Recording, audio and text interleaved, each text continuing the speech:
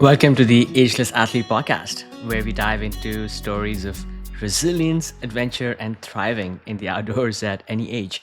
I am your host, Kush Khandelwal, speaking from my home base in San Francisco, where we explore the secrets of longevity and passion from athletes around the world. The power of the outdoors is transformative. There is something about being in nature that reminds us of what is truly essential in life. Today, we have an extraordinary guest who has dedicated her life to ensuring that everyone, regardless of ability, can access that power. Katherine Hayes Rodriguez has spent nearly 50 years championing equal access to outdoor sports, particularly for adaptive athletes. Her groundbreaking work in adaptive skiing and outdoor recreation has not only opened doors for people with disabilities, but has fundamentally changed how we think about inclusivity in the outdoor community. Catherine has been at the forefront of ensuring that no one is left behind when it comes to experiencing the joys and challenges that nature has to offer. From a journey as a young ski instructor in the 1970s to becoming a leader in adaptive sports, Catherine's story is one of perseverance, resilience, and passion. She has shaped an entire movement that has allowed thousands of people with disabilities to enjoy skiing, kayaking, hiking, and more. This episode isn't just for skiers or athletes. Catherine's message speaks to anyone who believes in the power of inclusion, the importance of breaking down barriers, and the transformative impact of spending time outdoors. Whether you are an athlete or not, you will be moved by her relentless dedication to making the world a more accessible place for all. I'm in Truckee, California, and for breakfast this morning, I had a bowl of oatmeal with homemade granola, chia seeds, hemp seeds, almond milk, and a banana. And of course, coffee with a little bit of cream in it. Lot of love for Truckee. And wait a second, so you already have oatmeal, but then you add granola on that oatmeal? That sounds like two different things.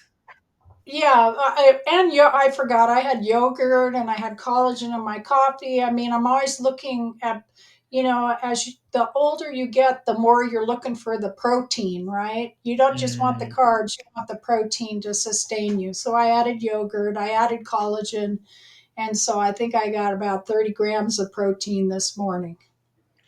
Are you actually tracking your daily protein? Actually, I was recently told that I don't get enough protein, and a friend of mine advised that I should get one of those apps, which tracks your daily protein and also your micronutrients. So, are you tracking like your nutrients through the day?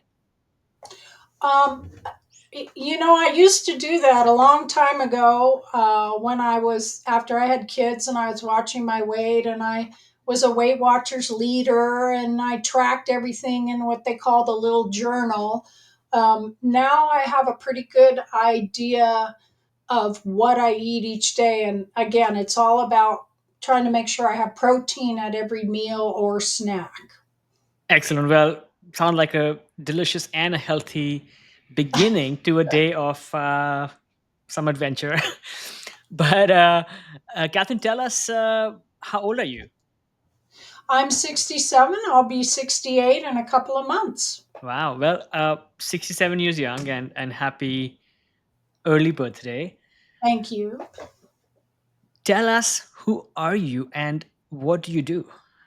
Pretty much my entire adult life from the time I was 22 until even now, I have worked for a nonprofit organization that enables people with disabilities to participate in outdoor recreation, sports, and activities with their families. That's what I do. That's a lifetime working in the outdoors with people with disabilities, Yes. and that's been your entire career.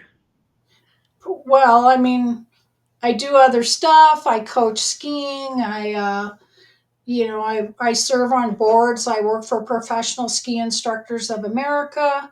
I have a lot of different careers, but the one that's been the most important and meaningful to me is the one where my love of the outdoors can be shared with people that may not have that opportunity in their everyday life. Remarkable. Let's talk about how you discovered adaptive skiing. And actually, I'm sorry, but what is the correct term that we should use when we are describing people who are, let's say, differently abled but are participating in outdoor sports? Is it adaptive? Is it differently abled? What is the correct term?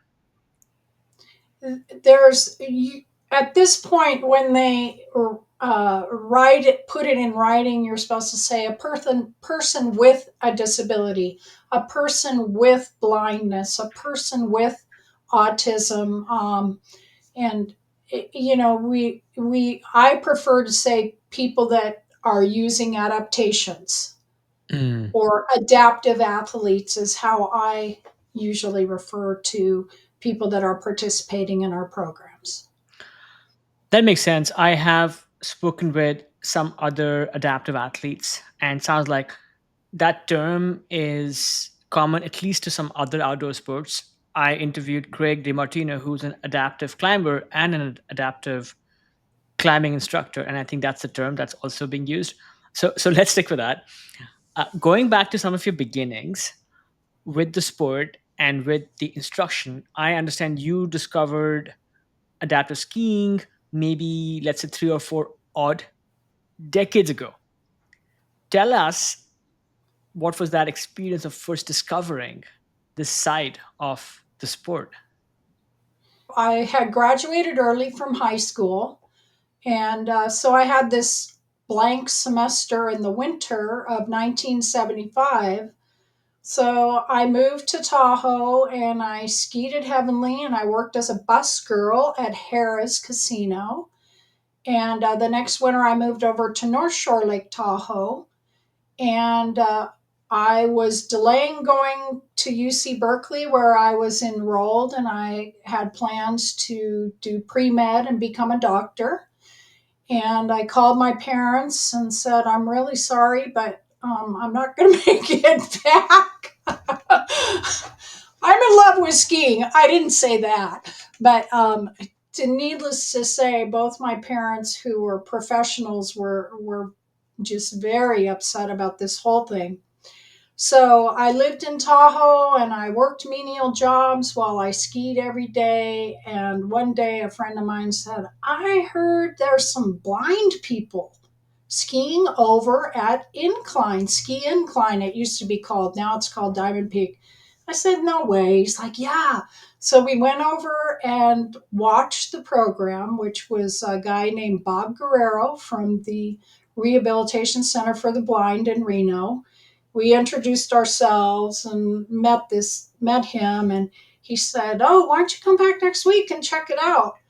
And so we came back, and at that point I was wearing a bandana and neoprene ski pants and looking like the total ski bum. And he said, a bunch of my instructors didn't show up, can you take out some lessons? And we're like, well, okay. So my first lesson in 1976 was a totally blind female skier. And I like to say I didn't kill her, and we survived, and that was my first ski lesson. And as I continued to work with the program, I realized that this was the population that I wanted to work with, that I felt very comfortable at my ability to work with somebody that had a diagnosis of a disability. And that changed the whole trajectory of what I was going to do, what I was going to school, where I was going to work. And it was very fortuitous that at that young age, I actually found something I love so much. An astonishing start to this career you've had. A lot of people at that age decide to perhaps take a little sabbatical and pursue their life of passion for a little bit before they jump headlong into a career, or perhaps in your case, medical school. So you went to Tahoe in the 70s to live that dream out. Actually, for a fun little moment here, you call your parents up, and I can only imagine their surprise when you said you were not coming back to go back to college. You were going to stay and do this. So was that after that, let's say, that life changing ski lesson that you provided? Was that like Yes, the moment where you suddenly felt like some clarity? You're like, oh my goodness, this is what I am being called for. right, because according to my parents, I was just being a ski bum and working at, I ended up working at a restaurant in Tahoe City and skiing 5 or 6 days a week at Alpine Meadows and what was then known as Squaw Valley. And they were very disappointed that I chose to waste my life. And it was that next winter that I taught this lesson and decided no, I didn't want to go to UC Berkeley. And I ended up, it took me about 6.5 years to actually complete my degree, driving back and forth to San Jose Mm. State and in therapeutics.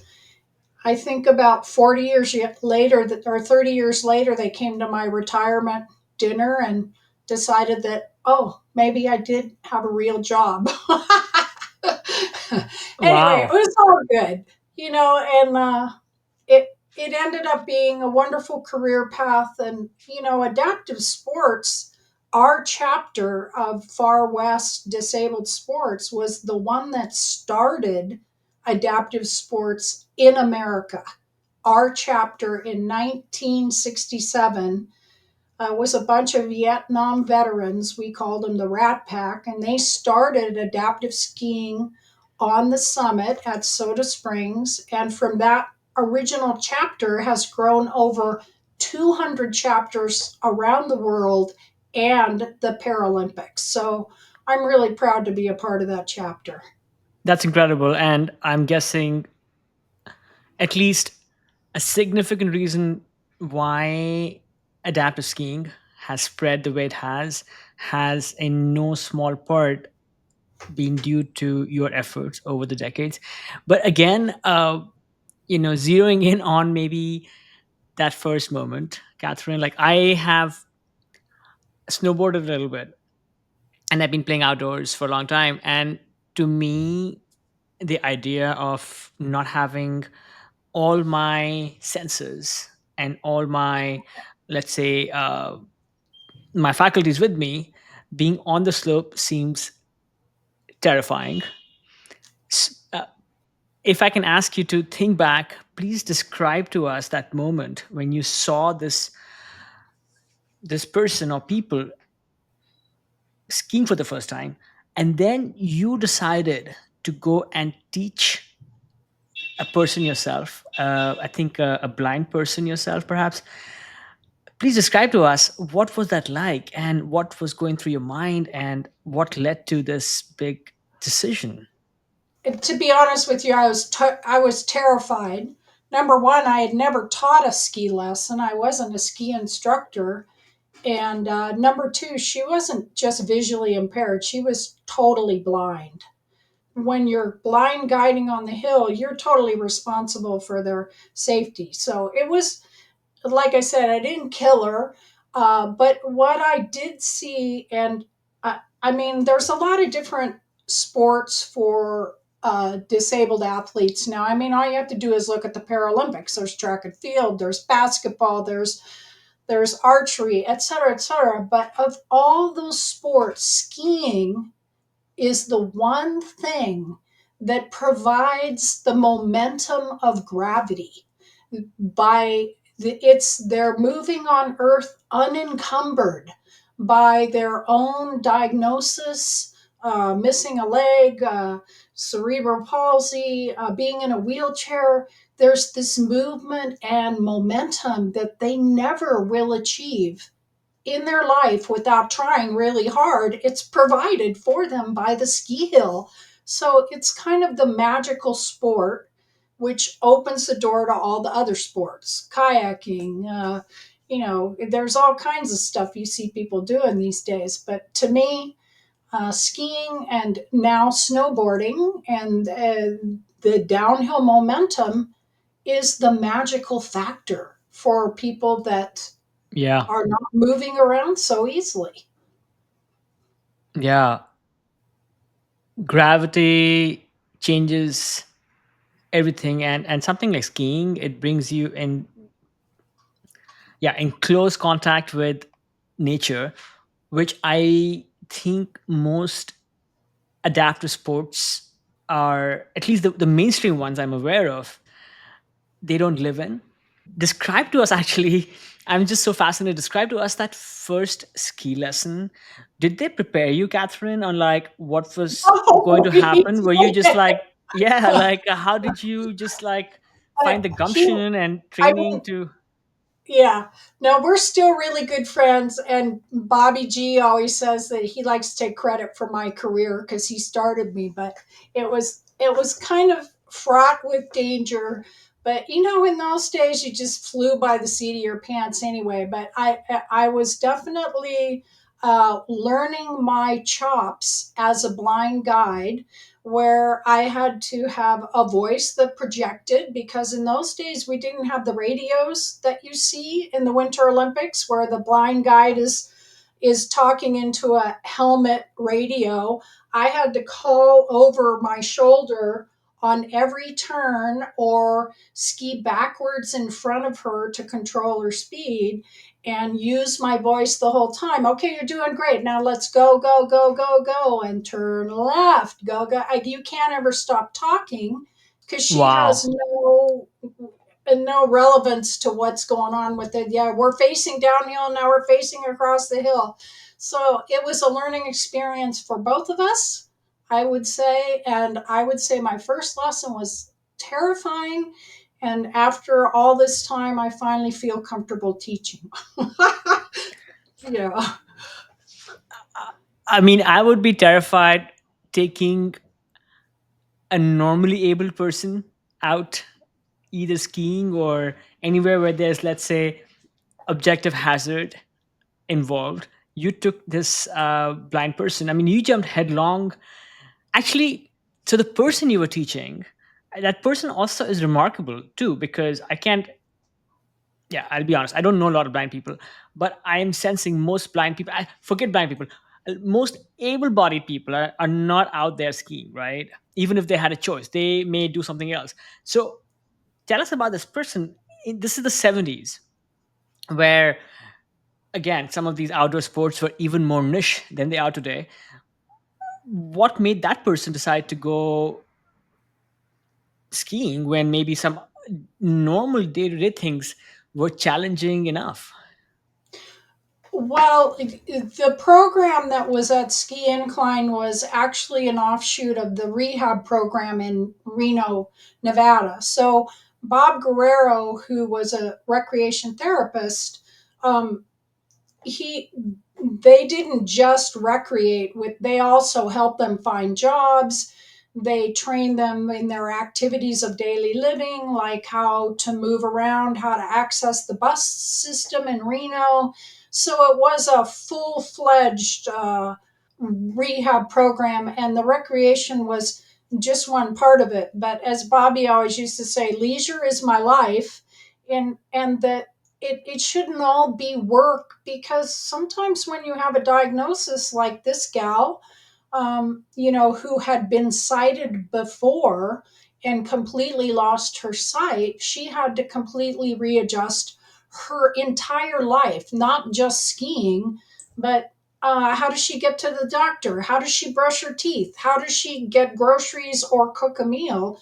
I mean, there's a whole re education process. So I thought she was very brave to go out with me. I didn't say, you're my first lesson ever, but I thought she was really brave to go out with me anyway. And, to be honest with you, I barely remember her face and I don't remember her name. I just remember the impact that it had on my entire life for the next. what it's been 47 years now. I don't even know, 45 years. And it was a wonderful experience and one that I'll never forget.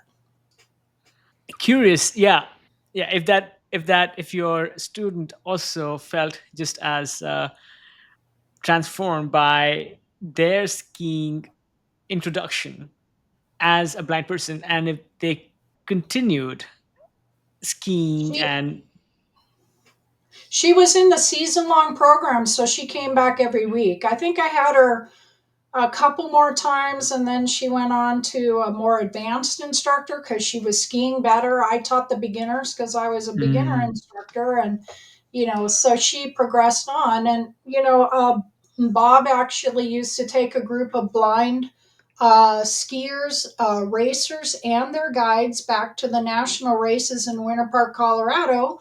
So that was another thing that we did, and they actually ran race courses even though they couldn't see the gates or the guide in front of them. I thought that was pretty brave. I don't know if I would do that, but I yeah, guided them. I just didn't ski behind the guide. sure, sure. And I think you mentioned like maybe contemporary adaptive skiing involves the use of like radios Yep, and headphones, and one can provide instructions and whatnot. But back in the day, you were doing that by just trying your best to stay within earshot of exactly. your You student. had to be within 10 feet and you had to have a very loud voice. So we call it the guide voice. So Guide voice. anyway, yeah, But no, it was a great time, very early in the infancies of adaptive skiing, and I'm just privileged that I was got to be a part of it. let me ask you this, Catherine. Were you around, let's say, differently abled people as part of your own upbringing? I'm wondering if you had any special, let's say, uh, uh, any honed qualities of connecting, of empathizing with your student because you already had some exposure.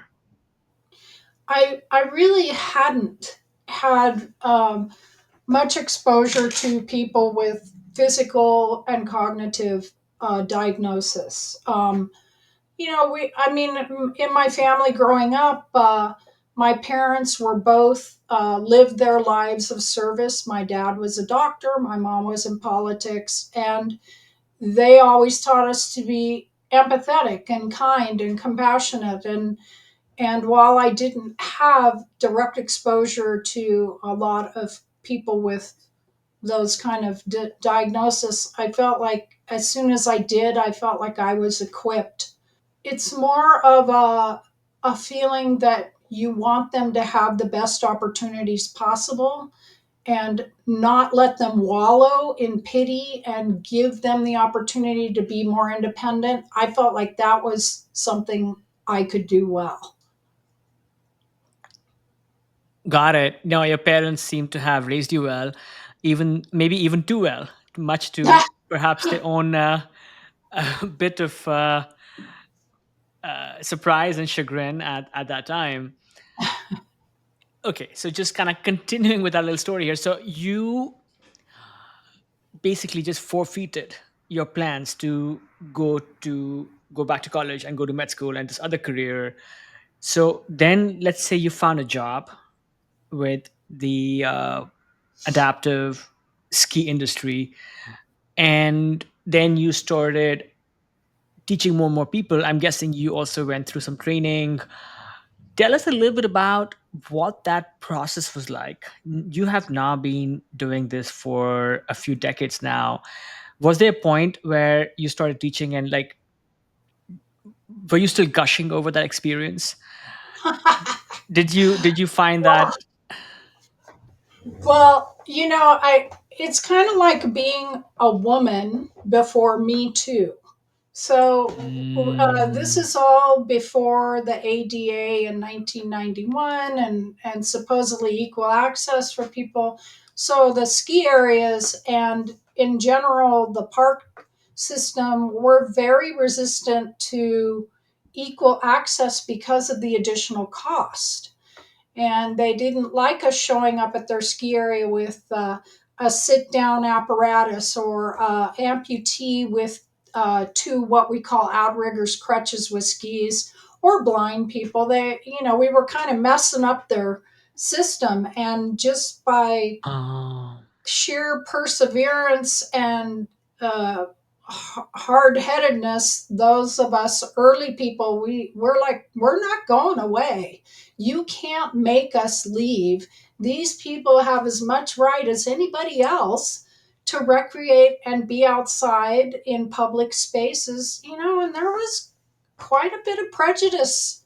I mean, you've even seen it in national politics where people in high office make fun of people with disabilities. Quite shocking that it still happens in this day and age, and it happened a lot in the 70s and 80s. So by I think it was mid 80s, we had formalized our training and were certified, had created a certification process for instructors of people with ski instructors, just like the Professional Ski Instructors Association, of which I've been a proud member for 41 years. They're a national organization with many, many members all over the country. They recognized adaptive as a discipline. I believe it was 1985. And that was like, holy cow, we're in. We actually have some legitimacy, at least in the ski teaching profession. So I have to say that the prejudice and discrimination that we experienced for me, I mean, the guys from the Rat Pack were experiencing it since they got back from Vietnam. So I just came in the late 70s and 80s, and it was quite shocking. And I like to think that today people have a much more open attitude towards people with disability diagnosis at all the ski areas in at least the Lake Tahoe Basin. And sorry, did you say Rat Pack? So they were the original group of Vietnam veterans who formed Oh. the first chapter of disabled sports. So my old boss, Doug Pringle, he's the guy that got it started, and then it just went national. It's like, oh, look what those people in Lake Tahoe are doing. Let's form a program out here in Ohio. Let's form a program in New York. And it just kind of spread like wildfire. It was crazy. That's my Oh, best wow. description. It was crazy, crazy, crazy times. Oh, And we amazing. traveled all over the country and gave clinics and started programs everywhere. And it was just a crazy time.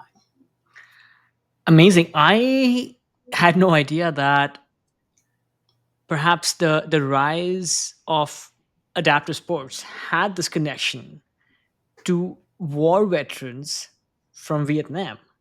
Sounds like America had like this ill-fated experience in Asia, but it gave rise in this funny way to the opening of the doors and access to the outdoors for the disabled.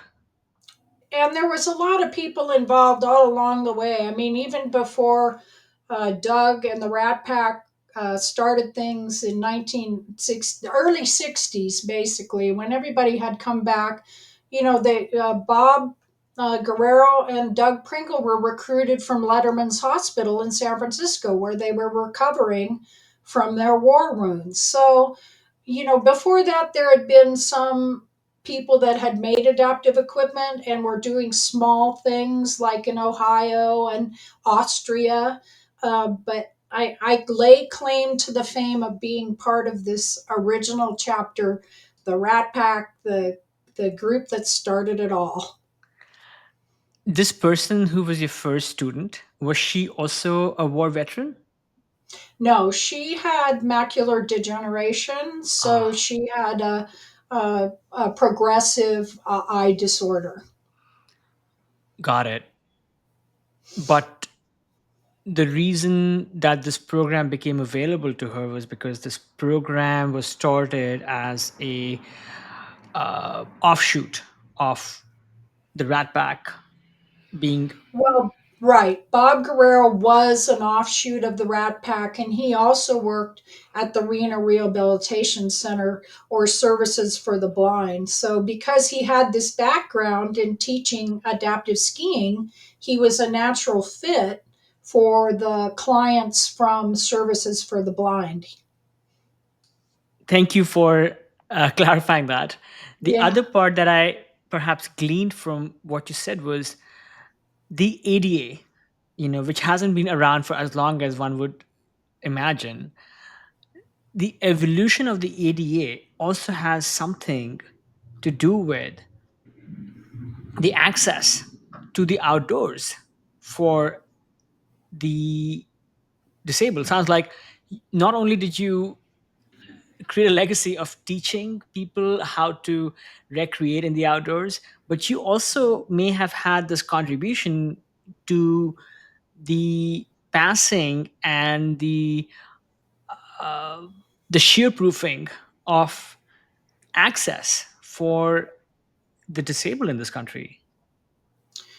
I myself didn't, but some of the people that were involved with the original chapter from the Rat Pack, they were part of the group that went to Washington D.C. and really pushed for it. And just because a law passed, like the ADA, doesn't Mm, mean people like it. So the struggle has been to get people to accept willingly mm, adaptive athletes without the law being forced upon them. I mean, there was a lawsuit against Squaw Valley a long time ago because they refused access to a couple of wheelchair gals that had gone through our mm, program as skiers, and they were refused mm. access to the tram because they were disabled and disabled people. And this was in the summer, it wasn't even in the winter. So the owner at that time was on TV saying disabled people have no right to be on a ski hill. Oh, And wow. it was just the wrong political time for him to say that. And that would never happen at Palisades Tahoe now because they're so accepting. They support our programs.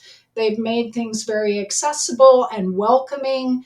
And so it's a whole different ballgame now. But back then, not so much. Incredible, Catherine. Gosh, yeah. Yeah, thank you for your contributions and allowing not just access, but also educating other skigoers and other people recreating in those in the mountains on why it is important to accept and to co recreate with the with other adaptive athletes. Now, you went from being loud enough so that that your student could hear what you were asking them to do. Uh, can you walk us through how your training went a little bit and what have been the advancements in ski coaching for people with adaptive needs? Well, I didn't really have any training. To be honest with you, there was probably a group of 20 of us that created the training. We created the curriculum for the training so that instructors could take their certification exams to be a level one, two, or three adaptive. But my training was going out there and teaching dozens, if not hundreds, of adaptive lessons and learning that if somebody was a what we call a three tracker, which is one leg with two crutches that have ski tips on the bottom, what is the best way to teach them how to make a beginning turn? What is the best way to teach them how to stop? What is the best way to teach them how to side slip? So these are all curriculums that we wrote for six different disciplines that was accepted by professional ski instructors. So my training would be that I just had to go out and teach all the different disabilities and then write down what worked best. That was it. Over, let's say, I don't know, 4 decades, how many people do you think have been impacted by your teaching, Catherine? My son asked me that the other. I have no idea. I hope that it's been significant. I wrote the first adaptive ski teaching manual, which was adopted by professional ski instructors. I've given clinics at over, in other countries and all around our country. And I just hope that what I've taught, my passion for skiing and working with people with diagnosis of disabilities, uh, that has been passed on to the next generation. As much as I love to teach and give clinics, which I still do 2 or 3 days a week, our name is now Achieve Tahoe, and we work out of Mm, Palisades, Tahoe. Our program centers at Alpine Meadows. I'm hoping that there's going to be a whole new generation of trainers and clinicians beyond me. But I would have to say probably in the thousands. I sure. don't know. Yeah, no, Maybe. it's Oh, those people. I It's didn't those. count. No, for sure. No, and what I'm saying is it's probably really difficult to get a correct gauge because it's not just the people who directly passed through your hands, it's also people who were impacted, influenced, and positively directed through all your teachings, which, like you said, have been disseminated through this manual that you wrote and the way it's inspired, yeah, ski school, ski instruction, all over the planet. A different kind of question from a blind person's perspective. I think this is a bit of a dumb question, but why is it important for this person who's visually impaired, who's already, going against the grain in executing day-to-day tasks as part of just life? Why is it important for that person to be out there learning to ski? It could be somebody that it has a visual impairment. It could be somebody that becomes a paraplegic in a car accident. It could be a I mean, if you watch the Democratic National Convention, you saw that Tim Walz has a nonverbal ADHD kid on the spectrum. I mean, we have a ton of those kind of participants in our programs. So somebody like that, and I'll just give you an example. My oldest son was born with bilateral club feet, and we went to Shriners Hospital, which is a wonderful place, entirely non-fee based, and he had operations, he had orthopedic casting, he had care all the way up to when he was 17 and had spinal reconstruction. His life was filled with hospital visits, occupational therapy, physical therapy, speech therapy. I mean, on and on and on. So when somebody has to work all the time just to exist, wouldn't it be nice if they had something fun or Mm, entertaining in their life? I don't think people understand if they don't have somebody in their family or friends that has a diagnosis, just how much work it really is for that person and their family. So I like to think we're the fun factor, but if I get somebody that comes out in their wheelchair and they expect me to push them around when they've got two good arms, it ain't going to happen. They're going to mm, learn how to push themselves. They're going to learn how to transfer themselves into the sit ski, even though their parents have always done the transfers for them. When they come to us, we're going to teach them how to be more independent. And then, the parent will come and say, "Oh my gosh, we went kayaking in the American River, the mm. whole family. That could never have happened until we came to your Donner Lake paddle program because we never Ah, thought that they could do that." So we're trying to get them to not be so dependent. I see two things right away. One is for sure every person deserves a chance to enjoy the beautiful outdoors. The second is maybe more profound, is by the act of doing something which seemed just so difficult and gnarly as going down like a ski slope, that opens pathways and possibilities for that person that they may not have realized. I mean, maybe not only for them, but maybe even their caregivers, their parents, etc. And yeah, those possibilities just open up.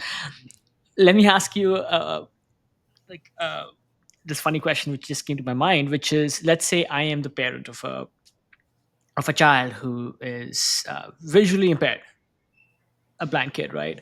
And they hear about your program, and they are curious but very scared. And I'm wondering if that's happened to you. But like, how would you convince that those parents, but also this young person who's very curious but also very nervous, on why they should come to achieve Tahoe and take a lesson with you? And I know that feeling of handing my infant son to a surgeon, and the Mm. fear and trepidation that you have as a parent of the unknown of what, how is my child going to be safe and survive this. So I totally get that. And I always tell our instructors, I'm like, sometimes you may feel like you're babysitting because you're not teaching them how to make turns, but you're just making ski runs and having fun. And I said, don't forget that the family is getting a break for a half day. This isn't our ski program, everything's private.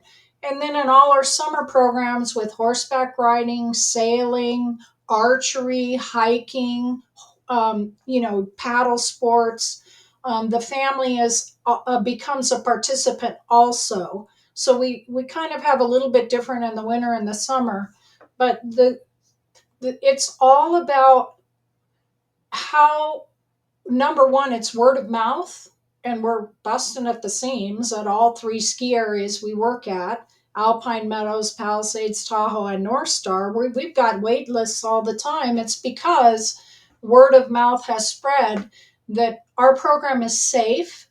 Our instructors are well trained and very compassionate, and the beginning lessons are on beginning slope, or we walk around on the flats before we go anywhere near the chairlift or the carpet, so that everything is very safe and nurturing for the beginning student.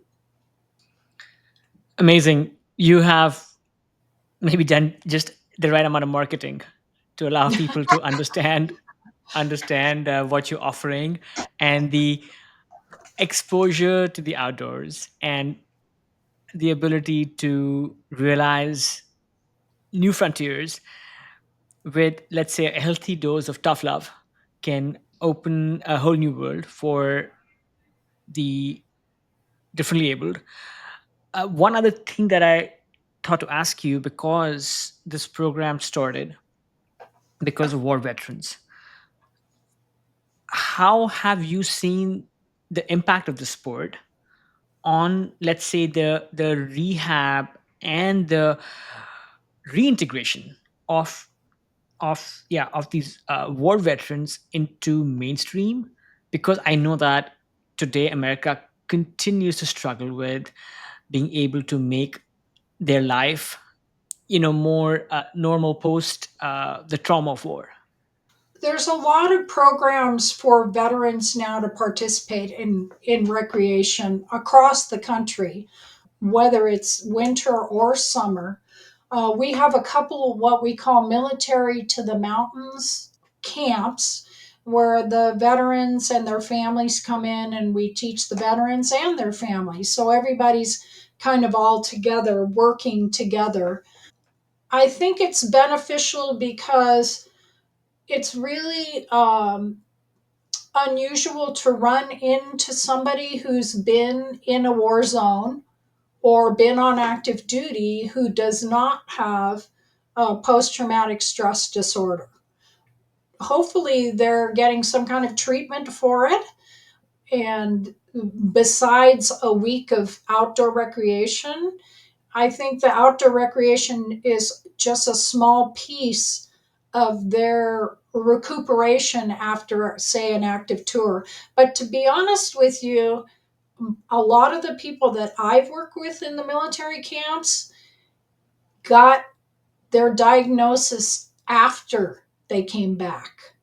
So they weren't necessarily, I'm just saying my personal experience, there's no data to support this, but because they had been in this high risk activity for so long where their adrenaline is, we're being shot at, we're having to survive the ambush, and then they come back to stateside and it's like, life is kind of pale and tepid, so I'm going to go drive my motorcycle 90 miles an hour, or I'm going to get engaged in some kind of risky behavior. So it's not just the active duty, it can sometimes be coming back here and figuring out how to live again that can cause some kind of traumatic injury. So I think we're just one small piece of their ability to fit back in with their family, their community. I don't want to say put aside, but deal with the trauma of what they have possibly been through. Badass. I, for lack of a better word, being able to ski and recreate in the outdoors also acts as a release for all of those things. I mean, I like to joke, that I'm a weekend warrior, right? I On the weekends I go out and do some outdoor sports. And in many ways that also acts as a release for me. It allows me to take everything that I've had during the week and whatnot, and I can go and be present and be challenged at the same time. But then these people who saw, yeah, who came from like these unimaginable challenges of being in the war zone, they probably need something that they can release that adrenaline with, and being outside gives them just that. Maybe one other question I thought I would ask you about just the experiences of these people who come to you. And you've been doing this for like decades, and so many people have passed through you, but perhaps maybe one or two personal stories of an adaptive skier you worked with, which exemplifies why it is so important for people with disabilities to access skiing. I just want to backtrack because uh, there's a great story about my old boss, Doug Pringle, who was in Letterman's hospital and he had lost his leg. And when he came in, of course, there were protesters protesting and the Vietnam War and saying that they were a bunch of baby killers. And so here are all these young guys that have come back wounded from Vietnam and they're in the hospital. And I remember Doug saying to me, I was so depressed. It was like my life was over. What was I going to do? I couldn't go back into action. He had been trained at West Point as a commander. And he's like, I felt like I should have just died over there. And then Jim Winters, who started the program up on the summit at Donner Ski Ranch, came in and said, "Why don't you come skiing with us?" And my boss Doug's like, "Are you kidding me? Do what?" And one of the guys that was with him said, "There's pretty girls in stretch pants." And Doug said, "Oh, sign me up." so, it doesn't have to just be about skiing. It can be about living again.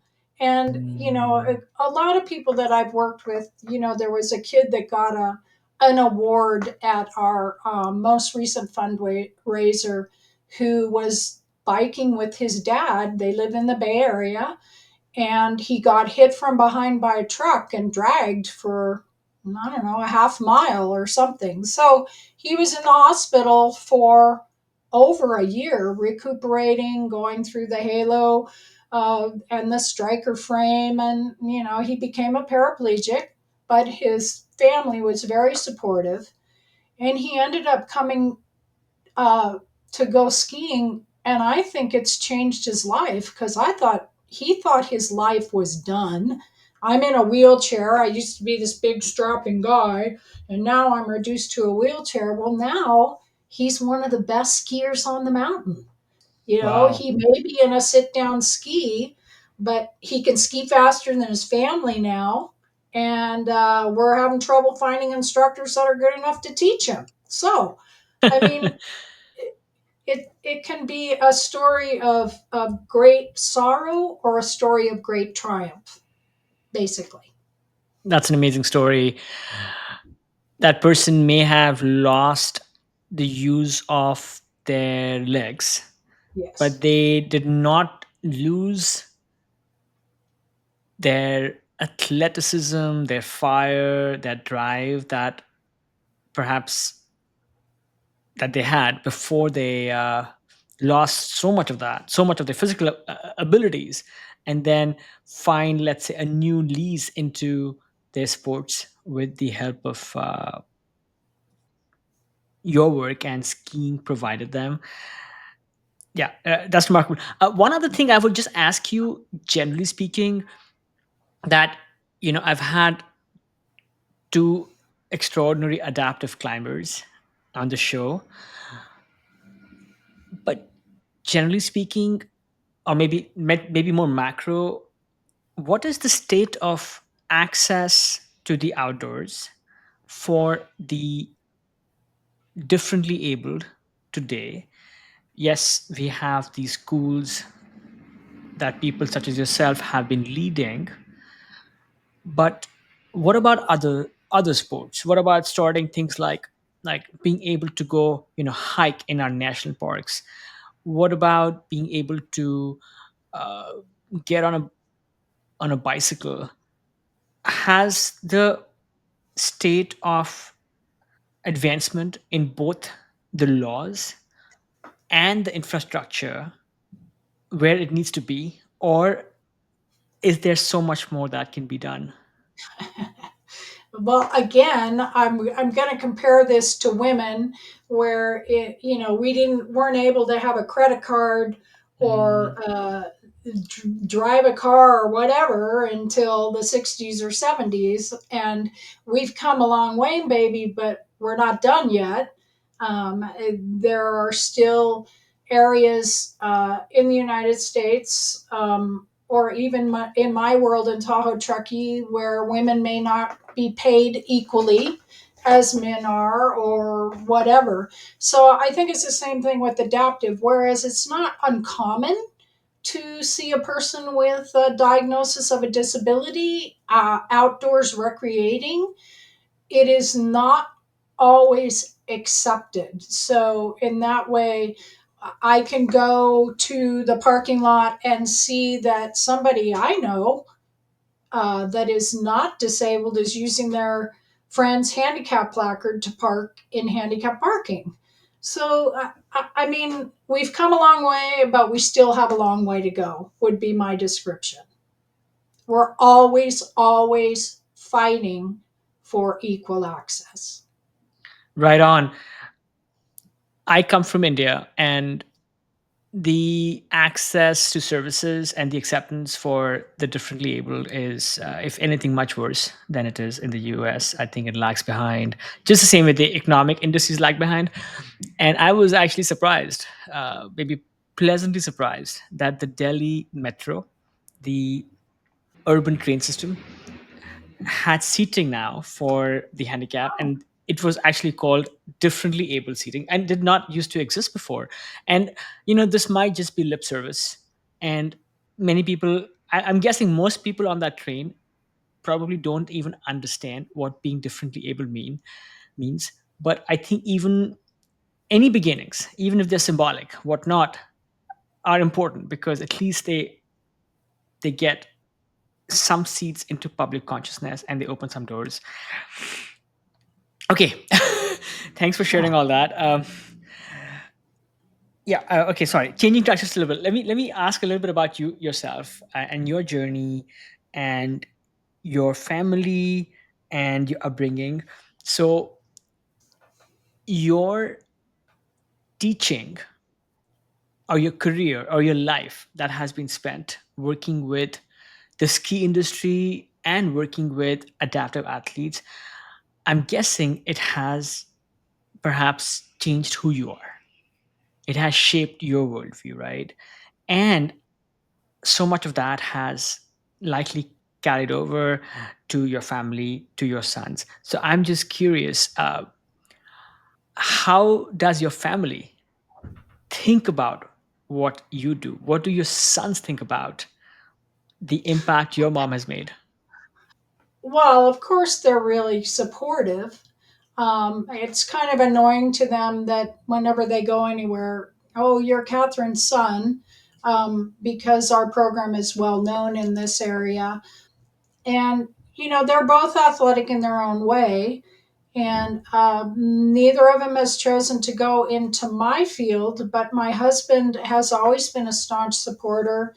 He's helped to build equipment, he's volunteered at the programs, he stood by my side while I had to make speeches. So he's been a great supporter of my career. And when I had to travel internationally, he was always here with the kids.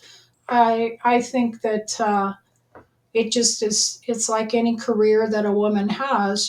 Your family deals with it and keeps going on. Sorry, for a second, I heard you say you had to make speeches. Are these speeches perhaps lobbying for access? Can you speak yeah, I think we didn't spend enough time on this, and I think you're very humble. But can we spend a moment, Catherine, and can you just illustrate what that fight was like and continues to be, to not just change the laws, but make those laws actually be adopted in the parks and alike? When the Americans with Disabilities Act passed in the early 90s, the reaction from the ski industry was fear and trepidation. What are we going to have to do? This is terrible. It's going to cost us so much money. And there was a group of us that were sponsored by Disabled Sports National and the Professional Ski Instructors of America. And we went around to different ski industry conventions, like the National Ski Industry Association in California, and we would talk to them about what the ADA would mean for ski areas, what they would have to do to enforce Title III, saying that there has to be equal access for as much for an adaptive skier as there is for an able-bodied skier. People didn't understand what that meant. So I remember walking into a room where I was to give the presentation, and I opened the door and I kind of walked in quietly, and it was a room with, there was 100 men around this round table, and the guy running the meeting said, the secretaries are in the other room. And I said, excuse me, sir, I'm the presenter Oh God. and I'm Katherine Hayes Rodriguez. And he said, oh, okay, well, why don't you sit on the front? But it was like this Oh my God. instant assumption that I'm somebody's secretary in the wrong room. And to be honest with you, it was a very hostile environment. And we did our very best to convince them that a person with a disability that comes to your area brings with them 2.8 people who eat, buy Oh, tickets, buy lodging, rent ski equipment. So we were trying to show them not only is it the right thing to do, but it's a good business thing to have a person with a disability come, because their family's going to come with them. So over a period of decades, I think the ski industry is much more accepting than it used to be. But to be honest with you, the hostile atmosphere was a bit of a challenge, but something that we were able to kind of work through. it goes back to when we started talking. You talked about like the Me Too work that was going on before the Me Too movement, and it is certainly appalling in many ways. I mean, the challenges that you had to face and overcome, which went beyond just the core work that you were doing on the slopes, working with the adaptives. And then um, there's one other thing that I was thinking of when you were speaking, which is yeah, when you yeah trying to lobby and get access with the industry, it's like when working on their conscience isn't enough. You have to you have to be adaptive yourself and come up with an appeal to their bottom line. And a combination of both of those things, and perhaps maybe the threat of legal action, has worked over the years. Now, going back to talking about your family a little bit, Catherine, before we met this morning, you shared with me this interesting clip about your family and your mother. And I think in my mind, there is this beautiful connection between the work that you have done to improve access for the disabled. But before that, your mom was helping, again, push through barriers to achieve equality for all. So, in some ways, you brought forward talents from your upbringing and equality. Can you tell us, what did your mom do, and why the work your mom did so important? I'm really proud of my mom and my dad who supported my mom in her political career. My mom was Janet Gray Hayes. She was the mayor of San Jose for 2 terms and had been on the city council for 2 terms before that. And she was the first female mayor of a major metropolitan city in the United States. And consequently, in the years after she became elected, San Jose County and Santa Clara County came to be known as the feminist capital of the United States. We spawned Wow. Zoe Lofgren, Susie Wilson, Susan Hammer, Nancy Pelosi, Dianne Feinstein. We're all in the Northern California where women in politics was actually acceptable. They just named the City Hall Rotunda after her, which I'm very pleased in her honor. And she had a legacy of trying to get the unrepresented in the city and community of San Jose represented. And I'm really proud of her legacy and how she worked to help everyone. That was her stance. Which years was she the mayor?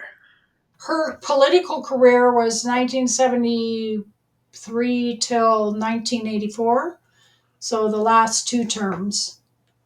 Got it. Wow. Well, I mean, obviously, not only did she, yeah, did she achieve so many milestones for women and for equality in the Bay Area, she perhaps opened the pathway, yeah, for somebody like you, for her own child, to also be inspired.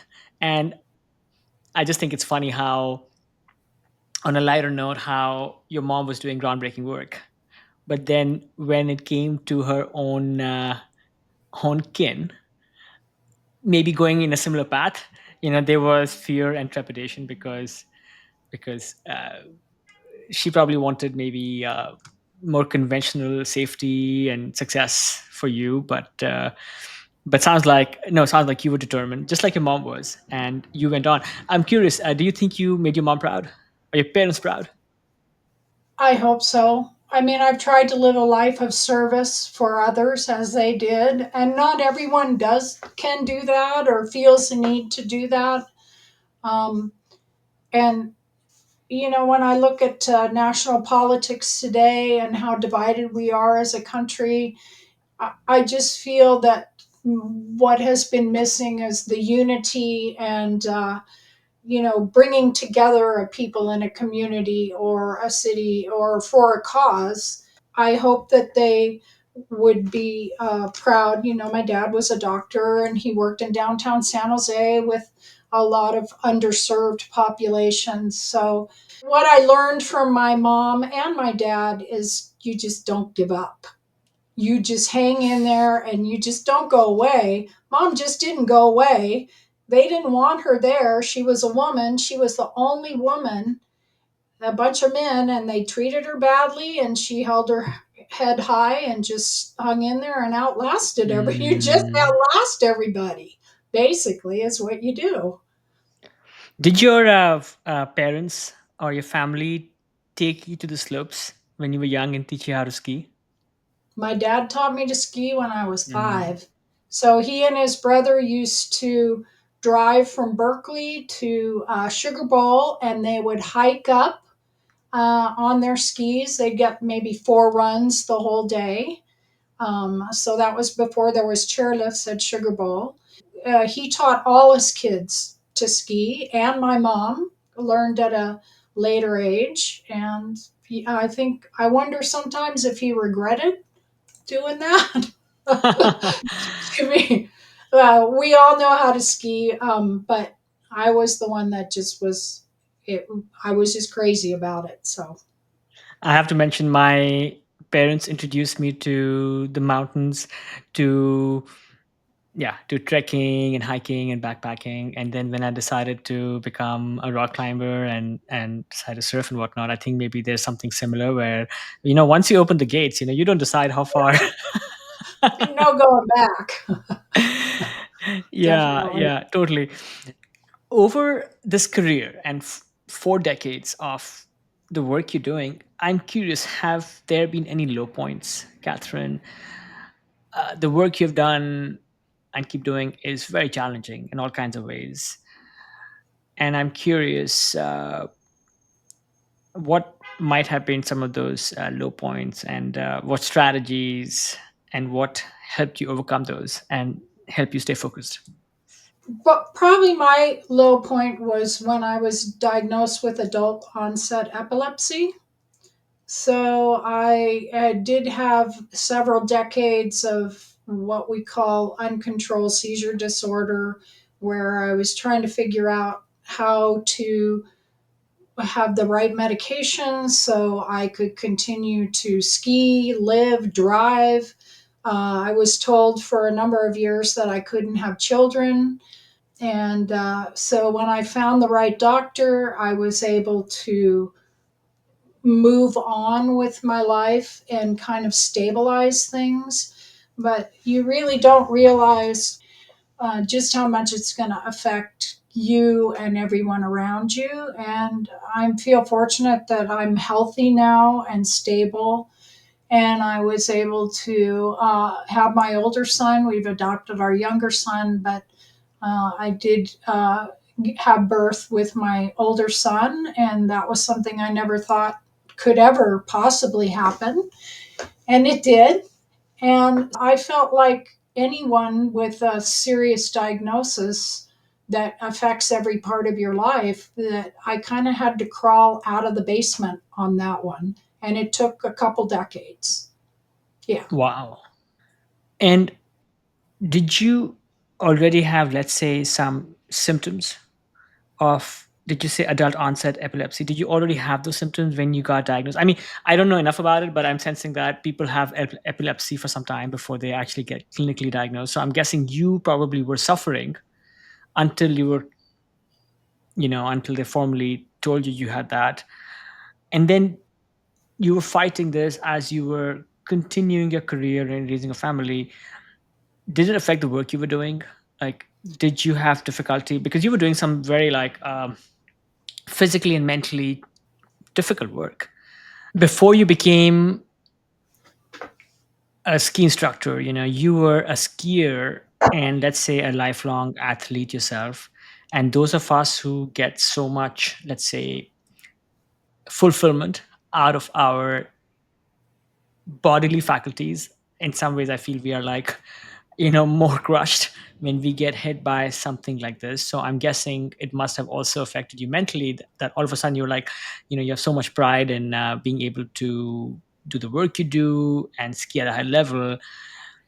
Any strategies you found that helped you cope and at least fight back some of the I don't know, the mental challenges that come with the diagnosis and the impairment that you suffered.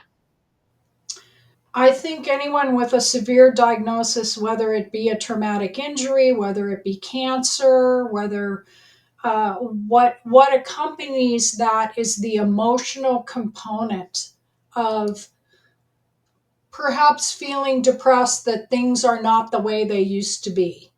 I knew that I was never going to live what we call a normal life again, and I had to kind of process that. And definitely, I think for a lot of people that have a serious diagnosis, whether it's physical or emotional or mental, is processing out of that in a healthy way.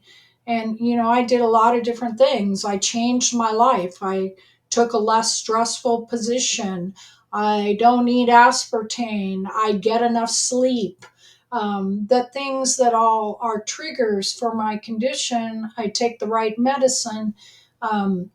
Those are things that I had to learn to change.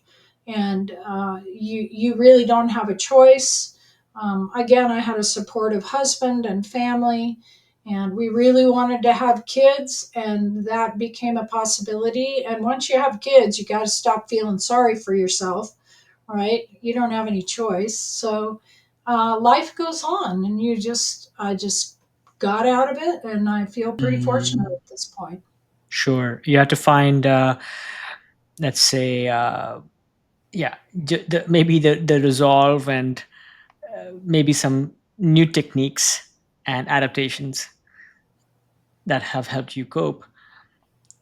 Your own journey as an athlete, you are 67 now. You have been, let's say, you have been on the slopes for 62 years, if I get my math right, since you were like a little uh, toddler. It's a demanding sport, and I'm guessing being an instructor can be doubly demanding. How have you, let's say, both adapted your teaching methods, but then also your own training, so that you can continue to be, resilient, vibrant, to both enjoy skiing for yourself and keep giving back? So it's kind of a longevity journey for me. Sure. Whereas in the old days, when I was doing a lot of wheelchair transfers and lifting people onto the chairlift and picking heavy people up, I did a lot of strength training in the gym. Now that I'm not the person that has to lift everybody anymore, I definitely have a year round conditioning program to help me prepare for the winter season. So I'm on the hill 5 to 6 days a week. One day a week, I work at the cross country area at Tahoe Donner in Truckee. And so I get in a day or two of cross country skiing. But mostly I'm at the downhill area, Alpine Meadows or Palisades, Tahoe. So since I'm on the hill 5 days, 6 days a week, I don't necessarily train outside of skiing from December through April. May and June and July are cardio, mountain biking, swimming, paddle boarding, anything I can do to get at least 60 minutes of cardio 5 to 6 days a week. I stretch every day without fail. And that's my big thing, core and stretching Mm, every night. And then August 1st is when I start back in with the strength training 2 to 3 days a week on top of the cardio.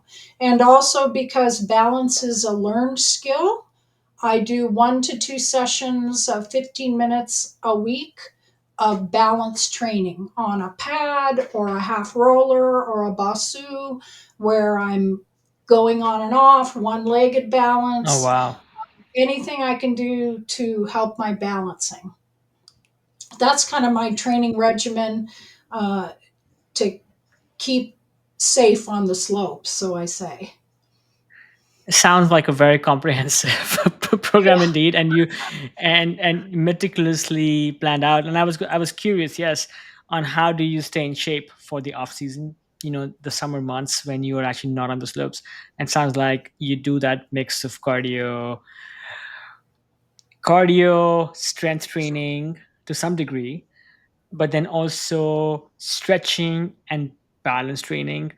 If you were to stack rank all of these things, what do you which parts of this program do you think are the most essential to keeping that vitality as you age?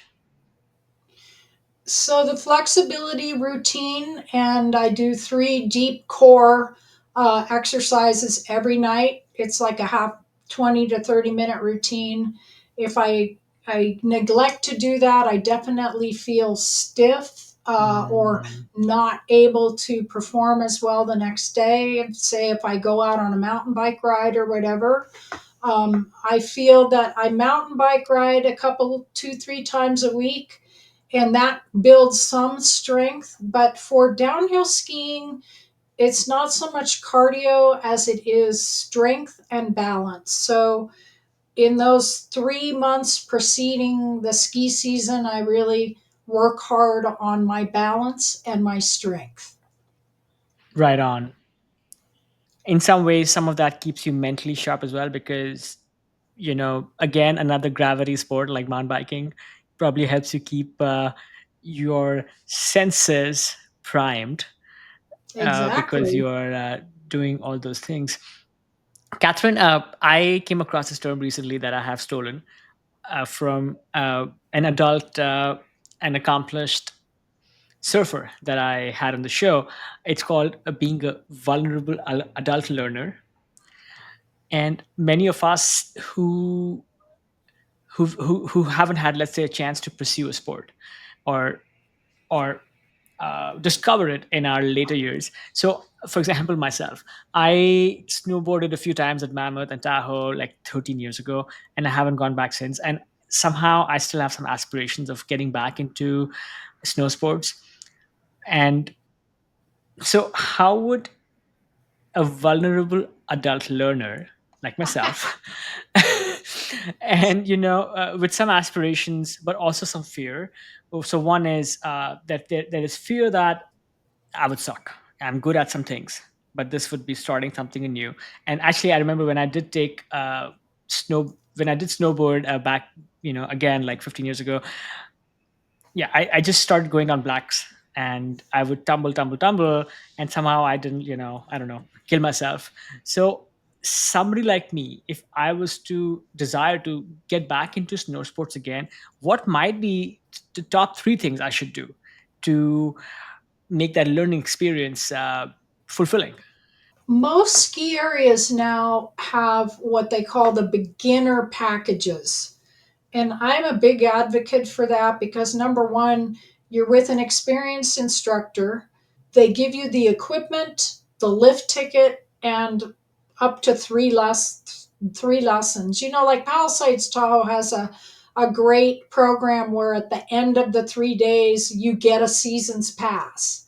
It doesn't matter what ski area you go to, every ski area now has beginner ski and snowboard packages, and you get a beginner lesson on terrain that's well suited for your skill level, as opposed to your friends dragging you to the top of KT and saying you're going to be fine, and then they take off and you're at the top of a black diamond. Now anymore at the top of KT, they have skull and crossbones signs for people so they don't go down those kind of runs. But I'm a big advocate for a professional instructor who will guide you gently into the land of skiing so that it is a high risk sport, and people do sustain pretty bad injuries. So if I would lean on a program that's already established rather than having your buddies take you somewhere that's not really appropriate for you. Okay, okay, got it. Well, I feel heartened that there are perhaps programs for people with, let's say, more, yeah, slightly more fragile bodies, but the desire to want to start something new. And I think that applies to not just snow sports, but everywhere, is to access resources that are available and go down that path. Closing off our conversation, Catherine, do you think you are aging gracefully? Golly gee, I hope so. I really do. I think so. I'm still active. I usually take a day of rest a week. I try to mix it up. I try to engage in society in a successful manner and have friends and family to engage with. I think part of aging gracefully, again, kind of you're an active person, you understand the importance of staying active in order to live a long life. I think once we sit on the couch and start watching the TV or reading magazines, I think our quality of life is going to diminish. So I really believe in an active lifestyle. I believe in getting out and engaging with other people so that you don't get lonely.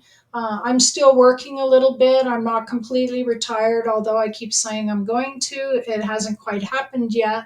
So I think that I am aging gracefully, and I hope to do so for a few more years. Catherine, you took on this accidental opportunity to teach somebody how to ski, and that completely changed your life trajectory. And I sense that the gift that you've given others, in some ways, it has come back to you. Can you tell us why is it important for the everyday person to volunteer to help somebody else? How does that even selfishly impact their lives? I think there's a lot of different ways to volunteer. Some people may not have the time or the desire to, say, volunteer at a program like ours, Achieve Tahoe. Although I do have to say that we're known as the romance capital of Lake Tahoe because we've had so many marriages come out of our program from like minded kind people who like to ski coming together. But I mean, volunteering is working on a trail or picking up trash on the side of the hike that you've gone on. I mean, there's a lot of different ways to volunteer and do good, and it doesn't have to be in a structured manner. And I've been lucky that I've been interacting with wonderful volunteers for my entire adult life. But if you can't be in a program, you can't volunteer for the political committee, or you can mow your next door neighbor's lawn, volunteer to do that, and not live a life solely fulfilled by yourself, but being a part of your community and helping other people that you know. That, to me, that's part of volunteerism. Very helpful. Catherine, do you have a mindfulness practice of any kind that helps you stay centered? Every morning I get my coffee with my collagen and I go back to bed and I meditate for about 15 minutes, where I'm trying to just, my mind's always, the Rolodex is always flipping. Got to do this, got to go, blah, blah, blah, blah, Mm, blah. So I work on quieting my mind and having the stream just run through it, cleansing my thoughts and staying very quiet, because the world is such a noisy place that if I take the time to do that 10 to 15 minutes of quietude, it seems to really reset me and keep me balanced for the rest of the day. how long have you been doing this practice, and have you actually observed some more tangible changes in which have an impact on your life? I have noticed changes, and my spiritualism has to do with appealing to a higher power. I'm very grateful. Every morning I say I'm very grateful. I'm grateful I woke up. I'm grateful I'm healthy. I'm grateful for my family, for where I live, my opportunity to go for a wonderful mountain bike today. And then I put it out to the universe. Can you please help me to be a more humble person today? Can you please help me to speak in a kind manner to my husband? So I feel that by practicing a little bit of gratitude and appealing to a higher power than myself, sometimes it makes me feel like I'm part of this great big universe that's out there. I'm not just this alone individual. So, yeah, I think it's helped significantly in a way that may not be able to be measured. Some of perhaps the most powerful things are the hardest to measure. And yeah, I have a little meditation practice that I started somewhat consistently a while ago. And then I make the excuse that my morning routine with my dog, I'm a single dog dad, was keeping me. But funnily enough, I actually went and meditated this morning after a gap because my dog is with some friends. So yeah, I'm hoping that both my start today and your words today will help me continue the practice tomorrow and day after. And then yeah, maybe just a couple of fun questions to round out the conversation. Catherine, what has been the best use of $100 in recent memory? Hmm. Well, I had to go and buy a sweater at a store, which I never clothes shop anymore. You know, I look for the deals on Patagonia and REI and buy outdoor stuff, but I had to go to a department store and buy a sweater for the ceremony that I was attending in San Jose. So I guess that would be my best. I would much rather have spent the $100 on a new pair of mountain biking gloves or some wax for my cross country skis, but it was essential that I have this nice sweater and look cultivated in a city dwelling. So that was the best, most recent use of $100. Sounds like, yeah, that department store Yeah. provided salvation in Yes, this exactly. I in that mean, a moment place of I never go to anymore. ab- absolutely. Catherine, what is one meal that you could eat every day besides the healthy breakfast that you shared earlier? I started making this thing with tofu, and my husband hates it, but I put tofu and maple syrup and peanut butter and some other things in almond milk into a blender and some chia seeds, and I blend it up and I make a pudding. So it's a protein pudding, and then I melt some dark chocolate and put it on top. So that's like my kind of dirty secret. It's Oh got wow, chocolate, but it's got a protein packed tofu, and it's a dessert, which is my favorite meal of the day is dessert. So that's amazing. You know, I make a lot of tofu, including tofu scrambles for breakfast. I'm a vegetarian athlete, but this thing that you just shared, it sounds almost like pudding like. I'll have to ask you offline for the recipe. I'm curious if I should go shop for silky tofu or firm tofu, which will help me make this dessert successfully. And then finally, Catherine, you know, if there was a giant billboard, you live close to 80. So let's say there was a giant billboard on 80, and you could leave any message for people out there. What would it say? you know, my favorite book was The Little Prince. Have Ah, you heard of it? yeah, Um, Antoine Saint Exupéry. Yeah, it's a beautiful book.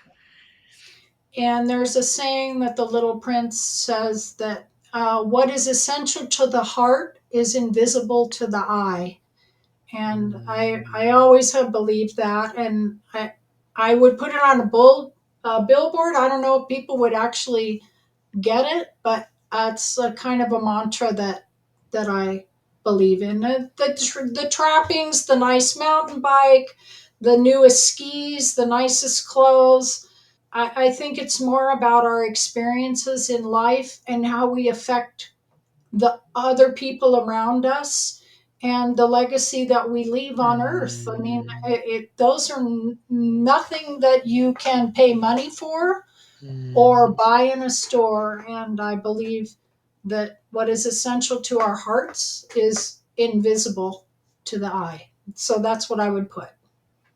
Could you please repeat that mantra one more time so it is cemented not just in my mind but also in the mind of our listeners? What is essential to the heart is invisible to the eye.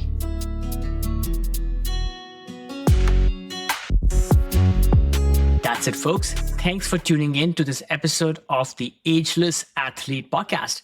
I hope you enjoyed this show just as much as I enjoyed creating and producing it. Whether you are an athlete looking to push your limits or someone striving to maintain a healthy, active lifestyle as you age, there is always something new to learn. From Ageless Athlete, we bring you a fresh episode each and every week. If you liked what you heard, we would love it if you would take a moment to subscribe to the podcast so you never miss an update. And if you really liked what you heard, please leave us a review, crush those 5 stars on Spotify or Apple Podcasts or wherever else you listen to your podcasts. It helps us reach more people who are passionate about staying strong and resilient, no matter their age. Don't forget to visit our website and leave your email so I can send you occasional insights, stories, and tips to keep you inspired and motivated on your journey. You can also follow us on Instagram at Ageless Athlete Podcast and on YouTube at Ageless Athlete Podcast as well for even more great content. All of these links are available on the show notes for this episode. This show is entirely produced by me, Kush Khandelwal, based out of California with the help of my trusted adventure pup Roger. Until next time, keep challenging yourself, keep pushing those limits, stay mentally and physically fit, continue doing what you love to do, and my friends, stay ageless.